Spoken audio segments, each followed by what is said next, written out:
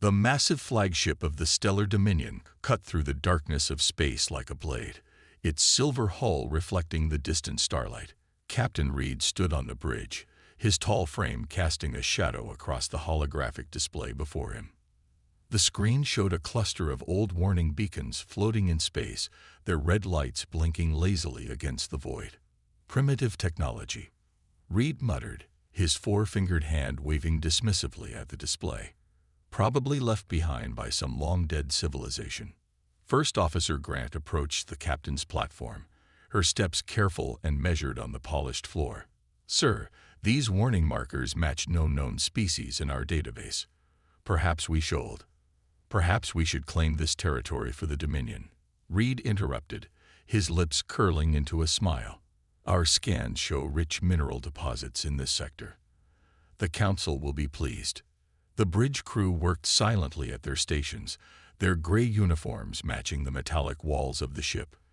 Behind the flagship, 5 warships moved in perfect formation, their engines glowing with purple energy. "Sir," the sensor officer called out, "we're detecting unusual energy patterns from the warning beacons. They appear to be actively scanning our ships." Reed laughed, the sound echoing across the bridge. "Active scans from this ancient technology? Impossible. Our shields are beyond anything these relics could comprehend." The fleet pushed deeper into the restricted space, passing more warning beacons. Each one lit up as the ships passed, their ancient-looking frames concealing technology far more advanced than the aliens suspected. Deep within an asteroid field, hidden sensors tracked the invading fleet. Data streamed through quantum networks, traveling faster than light to reach distant command centers. In the void between stars, dormant defense platforms silently powered up, their presence masked by advanced stealth fields. "Captain," Grant said, studying her display with growing concern, "these asteroids, their orbits seem too perfect. Natural phenomena often create patterns." First Officer Reed replied confidently, "Your caution, while admirable, is unnecessary. We are the Stellar Dominion. We have conquered 12 systems. Nothing in this backwater sector could possibly threaten us." The fleet approached a particularly large asteroid, its surface dotted with what appeared to be primitive mining equipment. Small vessels moved between the rocks, their designs simple and utilitarian. "Life signs detected," the sensor officer announced. "Approximately 50 beings on that mining station. Technology level appears to be pre-space age industrial." Reed's smile grew wider. "Perfect. A simple display of force should be enough to establish our dominance. Prepare thee." Sudden alarms blared across the bridge, cutting off the captain's words. The tactical officer's hands flew across his console. "Sir, energy signatures. There." "Impossible," Reed whispered, watching as the seemingly primitive mining equipment began to transform. Panels slid away, revealing advanced weapon systems. The asteroids themselves seemed to come alive, their surfaces rippling as hidden installations activated. "Multiple targets," the tactical officer shouted. "They're everywhere. The asteroid field. It's not natural. It's a constructed defense network." First Officer Grant's voice shook slightly. "Sir, we're being scanned again. But these readings, they're beyond anything in our database." Reed stood frozen, watching as more and more defense platforms emerged from their hiding places. The primitive warning beacons now pulsed with increasing intensity, their true purpose becoming clear, not to protect others from what lay within, but to protect what lay within from others. "Sir," Grant said quietly, "I believe we know why this sector was marked as restricted." Before Reed could respond, a new signal cut through their communication channels. The voice that spoke was calm, professional, and carried an unmistakable note of authority. "Attention, vessels of the Stellar Dominion. You have entered restricted human space. Power down your weapons and prepare to be boarded. This is your only warning." The bridge fell silent as the crew realized their terrible mistake. They hadn't discovered an abandoned sector ripe for conquest. They had just invaded humanity's doorstep, and the door was now closing behind them. Commander Wilson stood in the mining outpost control room, watching the alien fleet through reinforced windows. His weathered face showed no sign of fear as he studied the 6 warships that had entered human space. Behind him, his crew worked calmly at their stations, their movements unhurried despite the threat looming outside. "Status report," Wilson called out, his voice steady. "Defense systems are fully operational, sir," Lieutenant Banks responded from her console. "The automated platforms are ready. Earth Defense Force has acknowledged our signal and estimates arrival in 15 minutes. Wilson nodded, watching as the alien flagship grew larger in their view. Its design was aggressive, all sharp angles and weapon ports, clearly built to intimidate. The mining equipment around their outpost continued its slow dance through the asteroid field, maintaining their cover as a primitive operation. "They're hailing us, sir," Banks announced. "Standard frequency, basic audio-visual. Let's hear what they have to say." Wilson straightened his simple work uniform. "Keep our transmitter set to basic mode. No need to show our hand just yet." The main screen flickered to life, revealing Captain Reed's confident face.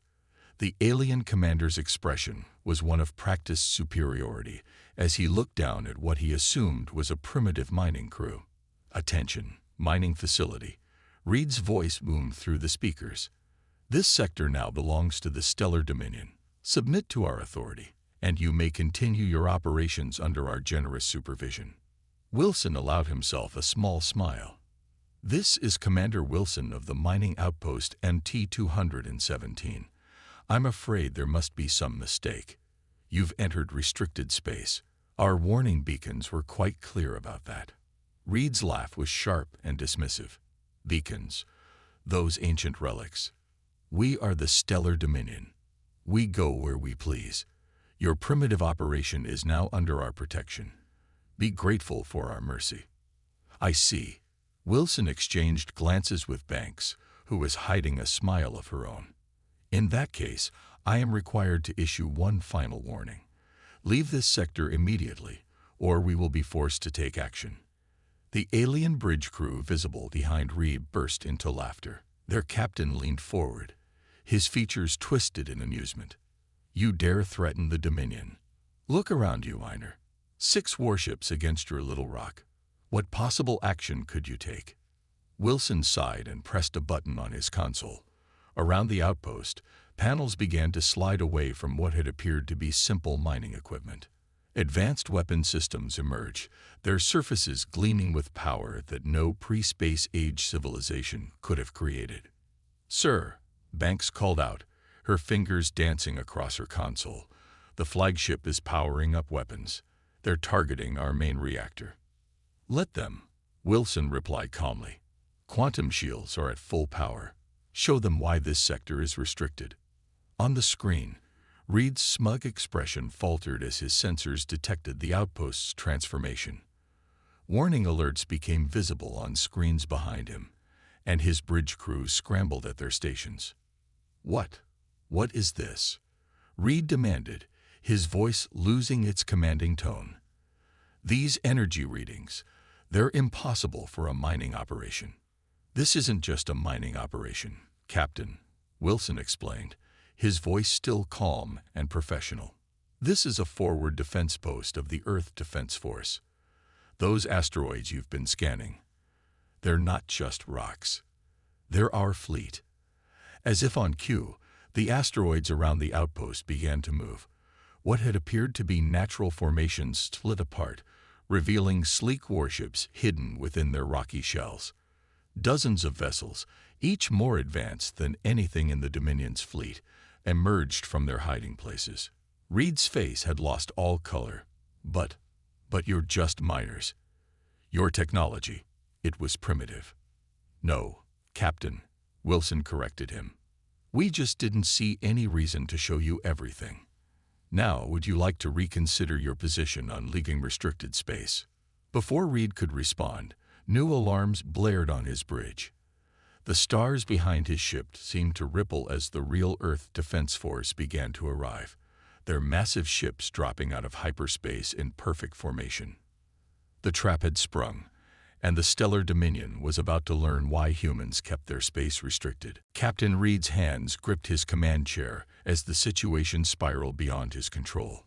All around his flagship, human warships emerged from their asteroid hideouts, their dark hulls absorbing starlight like shadows given form. The mining outpost, once seemingly primitive, now bristled with weapon systems that his sensors couldn't even categorize. "Sir," First Officer Grant's voice shook slightly. "We're surrounded. Counting 30. No, 40 human vessels. Their energy signatures are off the charts." Reed watched as his tactical display filled with red dots, each representing a human ship that had been hiding in plain sight. The mining equipment they had dismissed as primitive now transformed before their eyes, revealing technology that made their own look ancient in comparison. "Launch fighters," Reed commanded, trying to maintain control of his crew. "Show these humans the might of the Dominion. We still outnumber their mining outpost." "Captain," the sensor officer interrupted, his face pale, "those aren't just mining ships. Our scans, they indicate these are military vessels, capital ships. Their smallest craft is larger than our flagship." Through the bridge windows, Reed watched in horror as what he had thought was a simple asteroid split apart like a blooming flower. Inside was a massive human warship, its hull marked with symbols his translators couldn't decipher. The vessel's size dwarfed his entire fleet, and it was just one of many now revealing themselves. "Incoming transmission," Grant announced, from the human flagship. The main screen activated, showing Admiral James of the Earth Defense Force. The human commander sat calmly in his chair, wearing a simple dark uniform with minimal decorations. Unlike Reed's ornate bridge, the human command center was practical and efficient. "Captain Reed," James spoke, his voice carrying natural authority, "I see you've met our mining colony. I hope Commander Wilson was hospitable." Reed tried to mask his fear with anger. "This is an act of war. The Dominion will not stand for this deception." "Deception?" James raised an eyebrow. "We placed warning beacons. We marked this as restricted space. The deception was your choice to ignore those warnings." Suddenly, Reed's tactical officer shouted in panic, "Sir, the asteroids, they're moving. They're creating a containment field."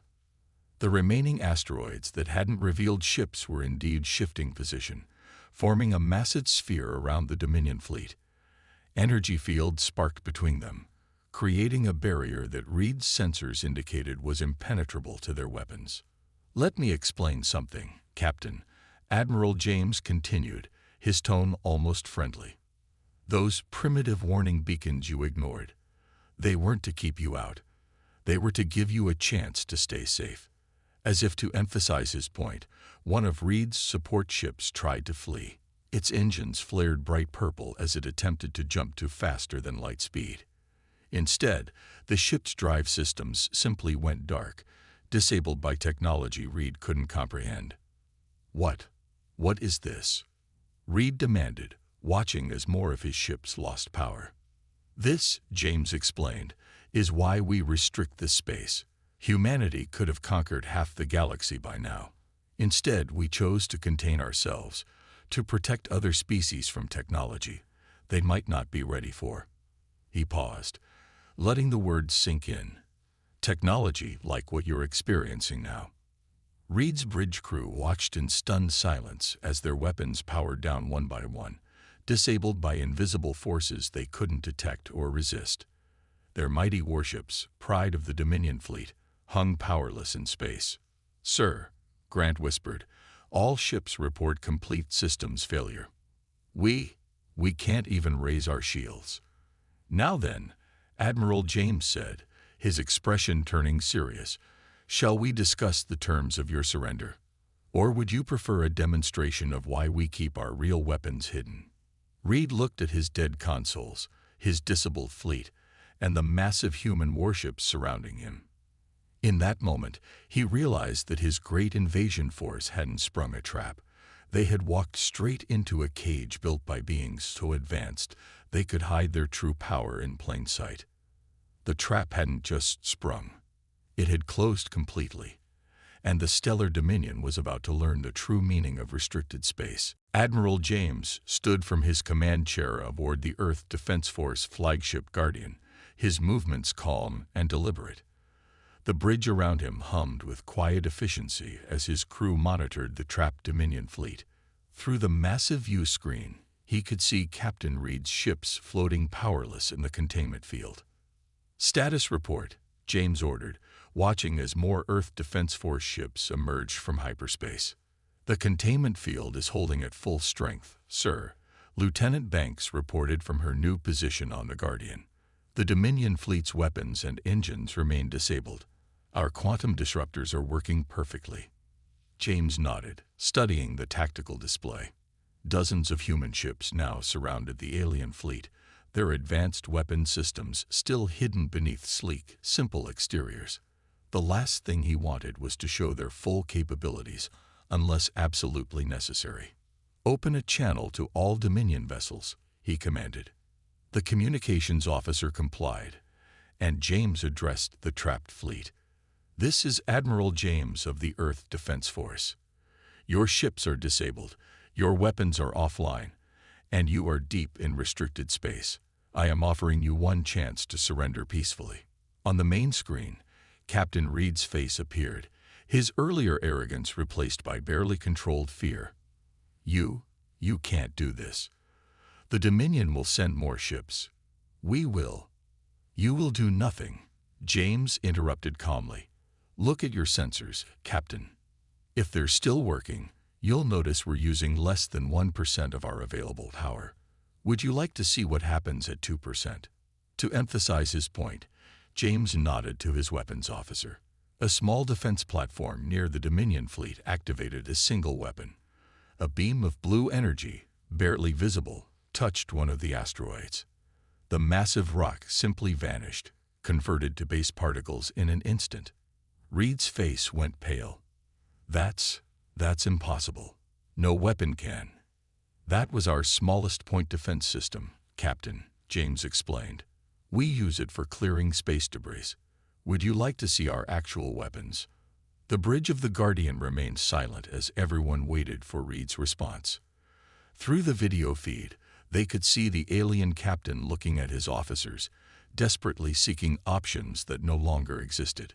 First Officer Grant stepped into view behind Reed. "Sir," she said quietly, "perhaps we should consider their offer.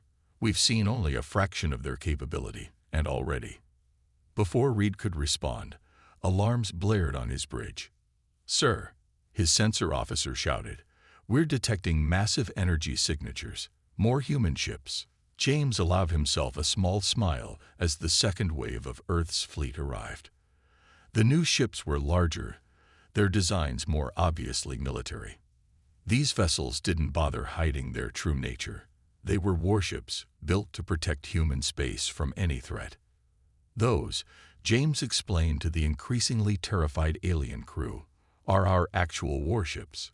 What you've seen so far were just our border patrol vessels. The mining outpost you so casually dismissed. It's one of our smallest facilities." Through the view screen, the Dominion crew watched as hundreds of human ships took position around them. Each one carried enough firepower to destroy their entire fleet, and the aliens knew it. "I'll ask one more time, Captain Reed," James said firmly. "Surrender your vessels, and we will treat your crews with respect. Continue to resist, and we will be forced to demonstrate why we keep our space restricted." Reed slumped in his chair, the last of his defiance draining away. Around him, his bridge crew looked to him with pleading eyes.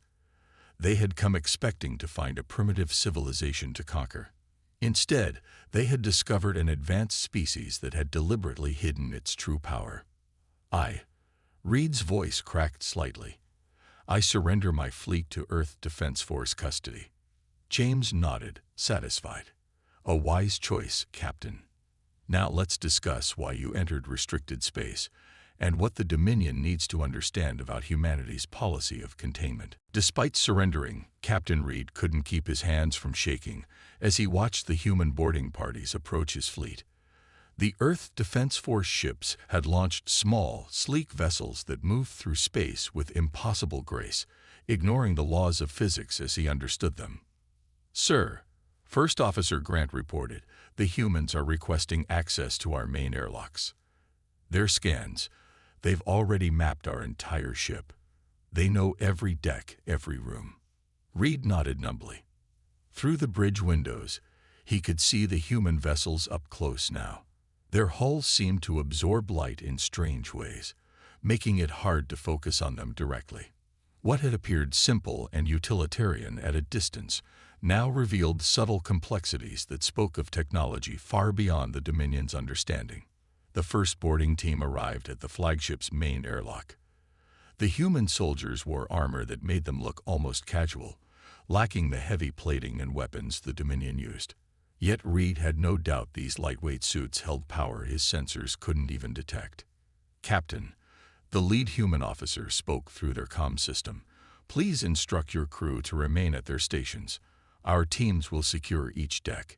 Any resistance will be unfortunate." As the humans moved through his ship, Reed watched in growing dismay as his crew's weapons simply stopped working in their presence. Personal shields flickered and died. Even their emergency beacons went silent. On the tactical display, Reed could see similar scenes playing out across his fleet.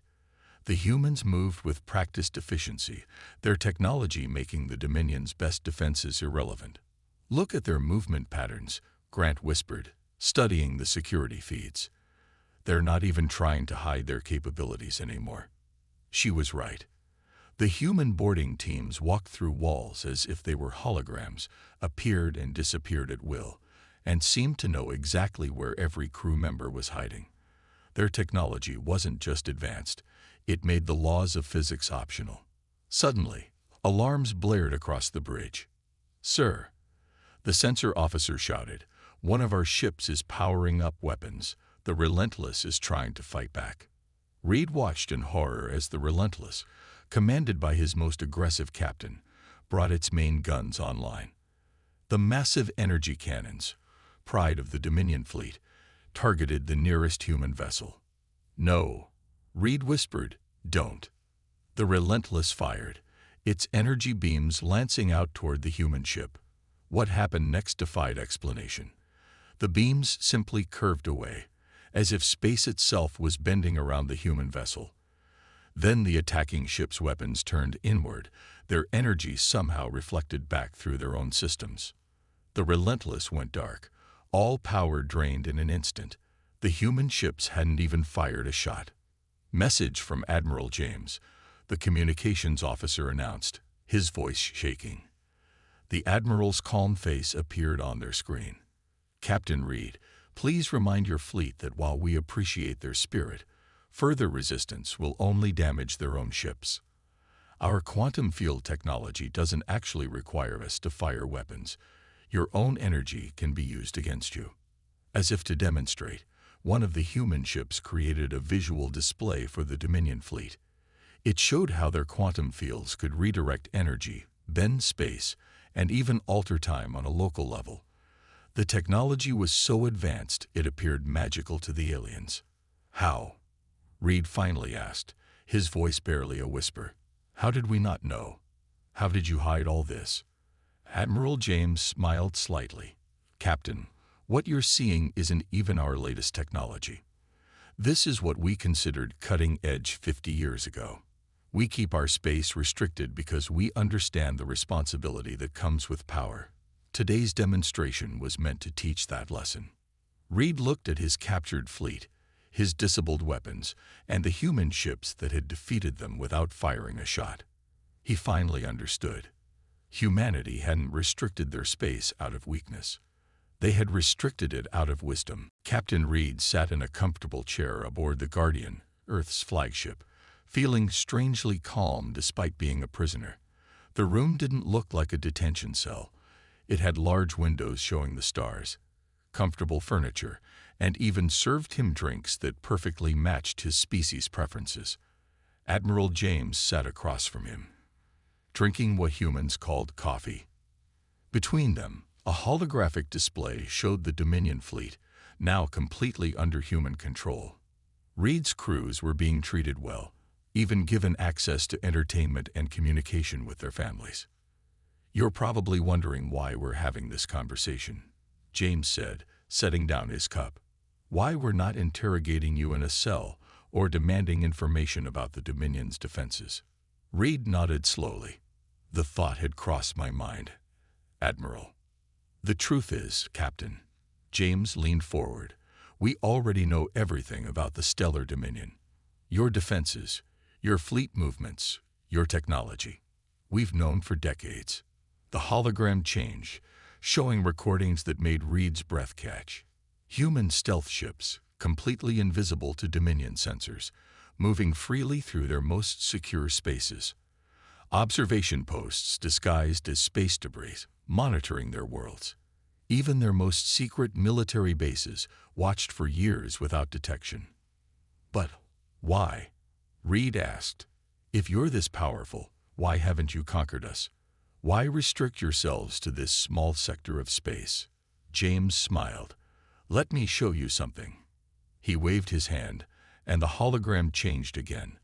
This time, it showed Earth's history, wars, destruction, the near extinction of humanity multiple times through their own actions. "We learned our lessons the hard way," James explained. "When we first developed space travel, we were like you, eager to expand, to conquer, to prove our power. But then we discovered something that changed everything." The hologram showed a small, primitive alien world. "We found life. Not just any life, but a young civilization, just beginning to look at the stars. And we realized we had a choice." "A choice?" Reed asked. "To be conquerors or guardians," James replied. "We could have taken their world easily. Instead, we chose to watch, to protect, to ensure they had the chance to develop on their own path." The display shifted again, showing hundreds of worlds, each with developing civilizations. Reed recognized some worlds the Dominion had marked for future conquest. "Your people have found 3 primitive civilizations in your expansion," James said. "We're currently protecting 27 within this sector alone. Worlds that deserve the chance to grow without interference." Reed felt his understanding of the galaxy shifting. "The restricted space is a sanctuary," James finished. "We have the power to control this entire arm of the galaxy. Instead, we chose to contain ourselves, to act as silent guardians rather than conquerors." Lieutenant Banks entered the room, carrying a data tablet. "Sir, the analysis of their ships is complete. Their crews are all accounted for and comfortable." James nodded. "Thank you, Lieutenant. Please begin preparations for Phase 2. Reed looked between them. "Phase 2. Captain," James said seriously, "we're not going to punish your people for this incursion. Instead, we're going to show you something that will change how the Dominion sees the galaxy forever." The hologram changed one final time, showing a massive structure hidden in the heart of restricted space. Reed's eyes widened as he recognized the design from ancient legends. That's impossible," he whispered. "The Gateway of the Ancients. The stories say it was destroyed millennia ago." James smiled. "No, Captain, it wasn't destroyed. It was protected.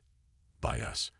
And now you're going to understand why humanity chooses to restrict our space, and why power isn't always about conquest."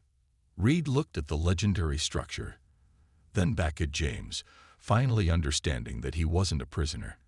He was a student, about to learn why humanity had become the guardians of the galaxy's greatest secrets. The Stellar Dominion's High Council chamber fell silent as they watched the recording from Captain Reed's fleet. The massive screen showed their ships being disabled without a fight, human technology that defied their understanding, and the final revelation of humanity's true role in the galaxy. High Commander Stone, leader of the Dominion military, stood with his fists clenched. "This is impossible. No species could hide such power. No civilization could show such restraint." But the evidence was undeniable. More recordings played, showing human ships protecting primitive worlds from natural disasters, redirecting asteroids, and silently watching over developing civilizations. They saw human technology that could have conquered the Dominion in days, yet was used only to preserve and protect. Captain Reed stood before the council, his recent experience having changed him profoundly. Members of the High Council, what I saw in restricted space was beyond anything in our records. But it wasn't their technology that proved their power. It was their choice not to use it. The screens now showed the Gateway of the Ancients, the legendary structure that humanity had protected for thousands of years. Through it, Reed had seen wonders that the Dominion's greatest scientists had only dreamed of. The humans showed me why they restrict their space, Reed continued. They guard the Gateway, yes, but they guard something far more precious, the right of every species to develop without interference. They could rule the galaxy, but they choose to watch and protect instead. First Officer Grant, standing beside her captain, stepped forward. The humans have provided us with proof of 27 developing civilizations in our expansion path. Worlds we would have conquered, species we would have enslaved. They showed us a better way. The council members watched as more data streamed across their screens. Humanity's ships could travel between dimensions, manipulate time itself, and reshape reality. Yet they used this power not for conquest, but for preservation. The humans have offered us a choice, Reed announced. We can continue our expansion, ignore their warnings, and face the consequences. Or we can join them as guardians, protecting those younger than ourselves while continuing our own development. High Commander Stone scoffed. Join them. Accept their restrictions. The Dominion bows to no one. They're not asking us to bow, Grant interjected. They're inviting us to grow, to learn what they learned, that true power isn't about control, it's about responsibility. The chamber's main screen activated one final time, showing Admiral James. The human commander looked at the council with calm confidence. Leaders of the Dominion, James spoke, your ships entered our restricted space, seeking to display your power. Instead, you witnessed ours. But the greatest power isn't in our weapons or technology. It's in our choice to restrict ourselves, to be guardians rather than conquerors. The council watched as James showed them more evidence of humanity's silent protection. Disasters prevented, wars avoided, civilizations guided safely through their early development. We offer you partnership, James continued, not submission. Your people have great potential. Join us in protecting the younger races. Learn why we choose to restrict our power rather than unleash it. The council chamber erupted in discussion. Some argued for war, despite the obvious futility. Others saw the wisdom in humanity's offer. But all of them understood that the galaxy was not what they had thought it was. Reed looked at the images of Earth's ships, remembering how they had defeated his fleet without firing a shot. We entered restricted space thinking we would show our power, he said quietly. Instead, we learned what true power really means. The High Council voted. The Stellar Dominion would accept humanity's offer. They would learn to be guardians rather than conquerors.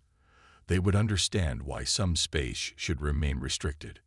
And in doing so, they would finally witness humanity's greatest power.